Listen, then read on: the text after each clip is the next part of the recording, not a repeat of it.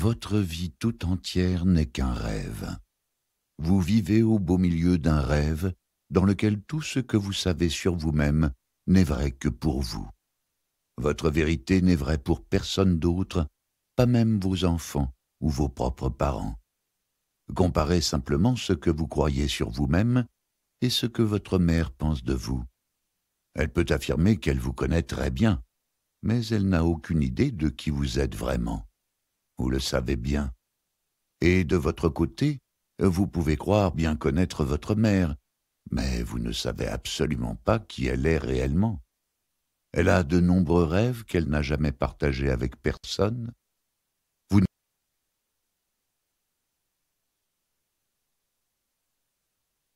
n'avez aucune idée de ce qu'il y a dans sa tête. Si vous vous remémorez votre propre vie et que vous essayez de vous souvenir de ce que vous avez fait à l'âge de 11 ou 12 ans, vous ne vous rappelez guère plus de 5% de votre vie. Bien sûr, vous vous souviendrez des choses les plus importantes, comme de votre nom, parce que vous y repensez constamment. Mais il arrive à certains d'oublier le nom de leurs propres enfants ou amis. C'est parce que la vie est faite de rêves, de nombreux petits rêves qui changent tout le temps. Les rêves ont tendance à se dissoudre. Voilà pourquoi nous oublions tout si facilement. Chaque être humain possède son rêve de vie personnelle, et ce rêve est différent pour chaque individu. Nous rêvons en fonction de l'ensemble des croyances que nous cultivons, et nous modifions notre rêve d'après la façon dont nous jugeons et dont réagit notre victime intérieure. Voilà pourquoi les rêves ne sont jamais les mêmes d'une personne à l'autre. Dans une relation, deux personnes peuvent prétendre être pareilles, ressentir les mêmes choses, vivre le même rêve, mais il est impossible que cela se produise. Il y a chaque fois deux rêveurs, avec deux rêves différents, et chacun rêvera à sa façon. Voilà pourquoi il faut accepter les différences existant entre rêveurs et respecter mutuellement les rêves. On peut avoir simultanément des milliers de relations, mais chaque relation n'existe qu'entre deux personnes et jamais plus de deux. J'ai une relation avec chacun de mes amis et chaque fois, ce n'est qu'entre nous deux. J'ai une relation avec chacun de mes enfants et chaque relation est totalement différente des autres. Selon la façon dont deux personnes rêvent, elles créent ensemble la direction commune de ce rêve que l'on appelle une relation. Chacune de nos relations, avec papa, maman, frères et sœurs, amis, est unique, parce que nous rêvons un petit rêve ensemble. Chaque relation devient un être vivant, concrétisé par deux rêveurs. De même que votre corps est fait de cellules, vos rêves sont faits d'émotions. Il existe principalement deux sources d'émotions. L'une est la peur et toutes les émotions qui en découlent, l'autre est l'amour, ainsi que tous les sentiments qui en résultent. Nous vivons tous ces deux types d'émotions, mais celle qui est la plus fréquente chez les gens ordinaires est la peur, et à 5% sur l'amour. Bien sûr, ces proportions changent selon les gens, mais même si la peur ne représente que 60% et l'amour 40%, la relation reste principalement fondée sur la peur. Pour bien comprendre ces émotions, on peut décrire certaines caractéristiques de l'amour et de la peur que j'appelle la voie de l'amour et la voie de la peur. Ces deux voies ne sont que des points de référence qui nous aident à voir comment nous vivons notre vie. Les divisions qui suivent aident notre esprit logique à comprendre et à essayer d'avoir un peu de contrôle sur les choix que nous effectuons. Regardons donc quelques-unes des caractéristiques de l'amour et de la peur. L'amour ne connaît aucune obligation. La peur est pleine d'obligations. Dans la voie de la peur, quoi qu'on fasse, c'est parce qu'on doit le faire. On attend aussi des autres qu'ils fassent telle ou telle chose parce qu'ils le doivent. On a donc des obligations, et dès qu'on doit faire quelque chose, on y oppose de la résistance. Plus on résiste et plus on souffre. Tôt ou tard, on cherche donc à fuir ses obligations. L'amour, par contre, ne connaît pas la résistance. Quoi que nous fassions, c'est parce que nous le voulons. C'est un plaisir. C'est comme un jeu et le jouer nous amuse.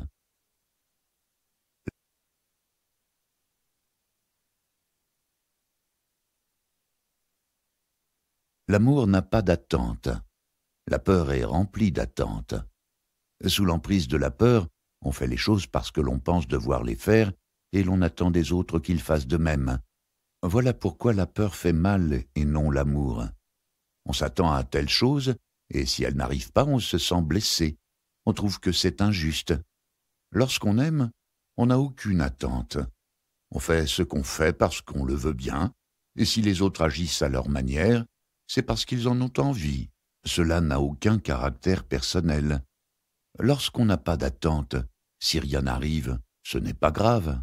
On ne se sent pas blessé car, quoi qu'il se produise, c'est très bien.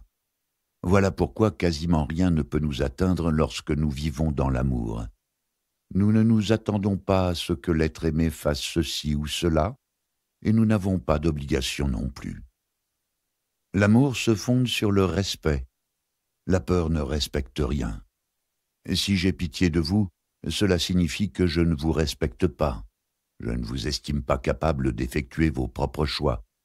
Et si je dois choisir à votre place, c'est que je ne vous respecte pas. Dès lors, j'essaie de vous contrôler. D'ailleurs, la plupart du temps, lorsque nous disons à nos enfants comment ils doivent vivre leur vie, c'est parce que nous ne les respectons pas. Nous avons pitié d'eux et nous essayons de faire ce qu'ils devraient faire eux-mêmes. Lorsque je ne me respecte pas, je m'apitoie sur moi-même et je me dis que je ne suis pas assez bon pour réussir dans ce monde. Comment savoir si vous ne vous respectez pas?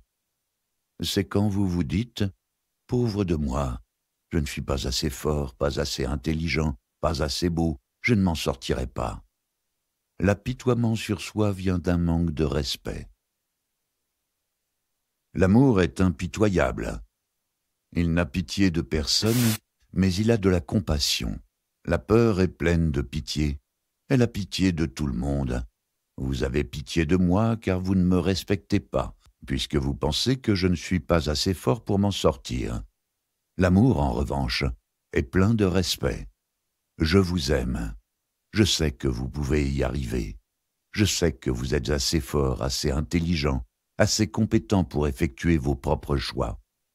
Je n'ai pas à faire de choix pour vous, vous en êtes capable. Si vous tombez, je peux vous tendre la main, je peux vous aider à vous relever. Je peux même vous dire « Vas-y, tu en es capable ». C'est de la compassion, mais ce n'est pas la même chose que la pitié. La compassion vient du respect et de l'amour, la pitié d'un manque de respect et de la peur. L'amour est totalement responsable. La peur fuit la responsabilité, ce qui ne signifie pas qu'elle ne soit pas responsable. Essayer de fuir ses responsabilités est l'une des plus grandes erreurs que nous puissions commettre, car chaque action a des conséquences. Tout ce que nous pensons, tout ce que nous faisons a des conséquences. Si nous faisons tel choix, il s'ensuivra tel résultat ou telle réaction. Si nous refusons de choisir, il y aura malgré tout des résultats et des réactions. D'une façon ou d'une autre, nous serons confrontés aux conséquences de nos actions. Voilà pourquoi chaque être humain est totalement responsable de ses actions, même s'il refuse de l'être. Certains peuvent essayer de payer vos erreurs à votre place, mais vous les paierez vous-même un jour et il vous faudra les payer 2 fois. Lorsque d'autres personnes essaient d'assumer vos responsabilités, cela ne fait que créer des problèmes plus importants. L'amour est toujours bon. La peur est toujours méchante. Quand on a peur, on est plein d'obligations, d'attentes, dénué de respect. On évite les responsabilités et on ressent de la pitié. Comment peut-on se sentir bien alors qu'on souffre de tant de peur? On se sent victime de tout. On est jaloux, en colère, triste, ou on se sent trahi. La colère n'est que la peur masquée. Il en va de même pour la tristesse et la jalousie.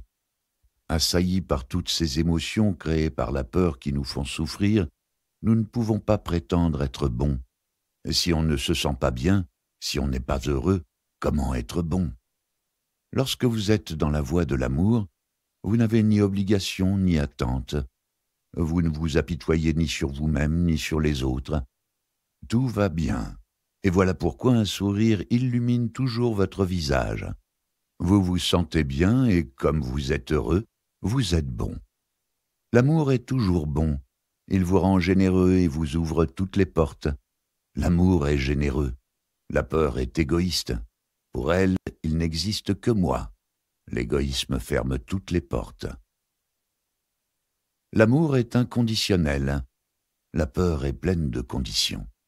Dans la voie de la peur, je vous aime si vous me laissez vous contrôler, si vous êtes gentil avec moi, si vous cadrez avec l'image que j'ai de vous. Je me crée une image de ce que vous devriez être, et comme vous n'êtes pas et ne serez jamais conforme à cette image, je vous juge et je vous déclare coupable. Souvent même, j'ai honte de vous parce que vous ne correspondez pas à mes attentes. Alors vous m'embarrassez, me mettant mal à l'aise, et je ne fais preuve d'aucune patience à votre égard. Je ne fais que prétendre être bon envers vous. Dans l'amour, il n'y a pas de si, il n'y a pas de condition. Je vous aime sans raison, sans justification. Je vous aime tel que vous êtes, et vous êtes libre d'être comme vous êtes. Sinon, je ferais mieux d'être avec quelqu'un qui soit tel que je le souhaite. Nous n'avons aucun droit de changer quiconque, et personne n'a le droit de nous changer. Si un jour nous changeons, c'est parce que nous le voulons bien, parce que nous ne souhaitons plus souffrir davantage. La plupart des gens passent toute leur vie dans la voie de la peur. Ils maintiennent telle relation parce qu'ils pensent le devoir. Ils ont de nombreuses attentes vis-à-vis de leur partenaire et d'eux-mêmes. Tous ces drames et ces souffrances naissent parce que nous utilisons les canaux de communication qui existaient déjà avant que nous soyons nés. Les gens jugent et se sentent victimes. Ils médisent les uns des autres en présence de leurs amis, dans les bistrots. Ils font en sorte que les membres de leur propre famille se détestent les uns les autres. Ils accumulent du poison émotionnel, puis le déversent sur leurs enfants. « Regarde ce que ton père m'a fait. Ne sois pas comme lui. Tous les hommes sont comme ceci. Toutes les femmes sont comme cela. » Voilà ce que nous faisons aux personnes que nous aimons, à nos propres enfants, à nos propres amis, à nos partenaires. Il y a tant de conditions, d'attentes et d'obligations dans la voie de la peur que nous créons de nombreuses règles pour nous protéger de la douleur émotionnelle, alors qu'en réalité, il ne devrait en exister aucune. Toutes ces règles affectent la qualité de communication existant entre nous, parce que lorsqu'on a peur, on ment. Si vous vous attendez à ce que je me comporte de telle manière, je me sens obligé de le faire. Mais en réalité, je ne suis pas ce que vous voudriez que je sois. Si je suis honnête et que je suis vraiment moi-même, vous êtes blessé, vous vous énervez. Alors je vous mens, car j'ai peur de votre jugement, peur que vous en ayez après moi, que vous me considériez coupable et que vous me punissiez. Et ensuite, chaque fois que vous vous en souviendrez, vous me punirez encore et encore pour la même erreur. Dans la voie de l'amour, la justice existe. Si vous faites une erreur, vous la payerez une fois, et si vous vous aimez vraiment, vous en tirerez une leçon. Dans la voie de la peur, il n'y a pas de justice. Vous vous forcez à payer des milliers de fois la même erreur. Et vous faites pareil avec votre partenaire et vos amis. Cela éveille un sentiment d'injustice et des plaies émotionnelles se créent. Puis, bien entendu, vous programmez votre propre échec. Les humains créent des drames pour absolument tout, même pour des broutilles. On les observe constamment dans les relations normales de l'enfer, parce que les couples vivent dans la voie de la peur. Chaque relation est faite de deux moitiés. Vous en êtes une, l'autre est votre fils, votre fille, votre père, votre mère, vos amis, votre partenaire. De ces paires de moitiés, vous n'êtes responsable que de la vôtre. Vous n'êtes pas responsable de celle de l'autre personne engagée dans une relation avec vous. Peu importe le sentiment de proximité que vous estimez avoir avec telle ou telle personne, peu importe à quel point vous pensez l'aimer, il n'est pas possible que vous soyez responsable de ce qui se trouve dans sa tête. Vous ne saurez jamais ce que cette personne ressent, ce qu'elle croit, toutes les suppositions qu'elle fait. Vous ne connaissez rien de cette personne, Voilà la vérité. Mais que fait-on? On s'efforce d'être responsable de l'autre moitié, et voilà pourquoi les relations en enfer sont fondées sur la peur, les drames et les guerres de pouvoir. Si nous sommes mêlés à une guerre de pouvoir, c'est parce que nous n'avons aucun respect. La vérité est que nous n'aimons pas. Notre manière d'agir est déterminée par l'égoïsme, non par l'amour. Elle a pour seul but de nous faire obtenir les petites doses d'amour qui nous font nous sentir bien. Lorsque nous manquons de respect, il y a forcément une guerre de pouvoir, puisque chacun se sent responsable de l'autre. Puisque je ne vous respecte pas, il faut que je vous contrôle. Je dois être responsable de vous parce que, quoi qu'il vous arrive, cela me fait mal et je veux éviter la douleur. Voilà pourquoi, quand je vois que vous n'agissez pas de façon responsable, je vous secoue pour tenter de vous responsabiliser d'après mon point de vue personnel. Cela ne signifie pas que j'ai raison. Voilà ce qui se produit lorsqu'on se trouve sur la voie de la peur. Étant donné qu'il n'y a aucun respect, j'agis comme si vous n'étiez pas assez intelligent, pas assez doué pour savoir ce qui est bon ou pas pour vous. Je suppose que vous n'êtes pas assez fort pour affronter certaines situations et vous en sortir. Je dois donc vous contrôler et vous dire « Laisse-moi faire ceci pour toi » ou « Ne fais pas cela ». J'essaie de supprimer votre moitié de notre relation et de la contrôler totalement. Mais si je contrôle toute la relation, que reste-t-il de votre contribution? Cela ne marche pas. Lorsque les deux moitiés d'une relation sont présentes, on peut partager, être heureux, créer le rêve le plus merveilleux ensemble. Mais l'autre moitié a toujours son propre rêve, sa propre volonté, de sorte qu'on ne peut jamais contrôler ce rêve, quelle que soit l'énergie qu'on y mette. On a donc le choix, soit créer des conflits et déclencher une guerre de pouvoir, soit devenir partenaire de jeu et former une équipe. Les partenaires d'une même équipe jouent ensemble et non l'un contre l'autre. Si vous jouez au tennis, vous avez un partenaire, vous formez une équipe et vous ne vous faites jamais de tort. Même si vous jouez les deux de façon différente, vous avez le même but, passer un bon moment ensemble, jouer en partenaire. Si vous tombez sur un partenaire qui veuille contrôler votre jeu et qui vous dise « Non, ne joue pas comme cela, joue comme ceci. Non, ton coup n'est pas bon », vous n'auriez plus aucun plaisir. Vous finirez par ne plus vouloir jouer avec lui. Au lieu de former une équipe avec vous, ce partenaire tenterait de contrôler votre façon de jouer. Or, sans la notion d'équipe, il y a toujours des conflits. Si vous voyez votre partenariat, votre relation d'amour comme une équipe, tout commencera à s'améliorer. Dans une relation, tout comme dans un jeu, il ne s'agit pas de gagner ou de perdre. Vous jouez pour vous amuser. Dans la voie de l'amour, vous donnez plus que vous ne prenez. Et bien entendu, vous vous aimez tellement que vous ne permettez pas à des gens égoïstes de profiter de vous. Vous ne cherchez pas la revanche, mais vous êtes clair dans votre façon de communiquer. Vous êtes capable de dire « Je n'aime pas que tu essaies d'abuser de moi. Je n'aime pas que tu me manques de respect, que tu sois désagréable envers moi. Je n'ai pas besoin que quelqu'un me maltraite verbalement, émotionnellement ou physiquement. Je n'ai pas besoin de t'entendre jurer tout le temps. Je ne suis pas meilleur que toi, mais j'aime la beauté, j'aime rire et m'amuser, j'aime aimer. Ce n'est pas que je sois égoïste, mais je n'ai pas besoin d'une grosse victime à côté de moi. Cela ne veut pas dire que je ne t'aime pas, mais je ne suis pas responsable de ton rêve. Si tu veux être en relation avec moi, ton parasite va en souffrir, parce que je ne réagirai pas du tout à tes attitudes ni à tes propos orduriers. Agir ainsi n'est pas égoïste, c'est une preuve d'amour envers soi. L'égoïsme, la volonté de contrôler et la peur rompront presque toutes les relations. La générosité, la liberté et l'amour créeront les plus belles relations. Ce seront des romances sans fin. La maîtrise d'une relation ne concerne que vous. La première étape est de comprendre que chacun rêve son propre rêve. Sachant cela, vous pouvez être responsable de votre moitié de la relation, c'est-à-dire de vous-même. Si vous savez que vous n'êtes responsable que de cette moitié, il est facile de la contrôler. Le contrôle de l'autre moitié ne vous revient pas. Si nous faisons preuve de respect, nous savons que notre partenaire, notre ami, notre fils ou notre mère sont totalement responsables de leur propre moitié de la relation que nous avons avec eux.